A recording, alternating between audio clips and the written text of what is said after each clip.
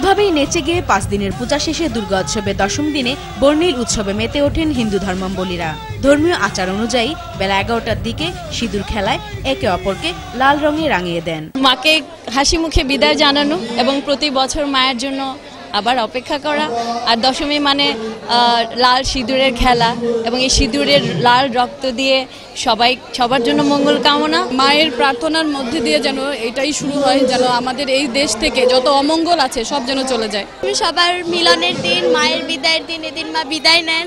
অনেক ভালো লাগছে আর অনেক মজা করছি। আমরা এভরি ইয়ারই আসি। সব বয়সী অনুসারীরা দেবী দুর্গাকে পূজা দেন এবং প্রসাদ বিলিয়ে দেন। মানুষের জন্য দেবী শান্তি ও সমৃদ্ধি বয়ে এনেছেন, এমনটাই মনে করেন দুর্গার ভক্তরা। সবাই যেন ভালো থাকে, মা সবাইকে যেন ভালো রাখে, বিপদ আপদ রোগ ব্যাধি থেকে মা রক্ষা করে রাখেন। আজকের আনন্দটা খুব মধুর, আবার খুব বেদনাময়। মা তো চলে যাবে, মার জন্য কষ্ট হচ্ছে। মানে আরো অনেক মন্দিরে যাব, সিঁদুর খেলবো, এই যে সবার সাথে আনন্দ করব। দুর্গতি নাশিনী দেবী দুর্গা আজ ফিরে যাবেন স্বামীর ঘরে, তাই তো এক ধরনের বিষাদের সুর তার পূজারীদের মাঝে।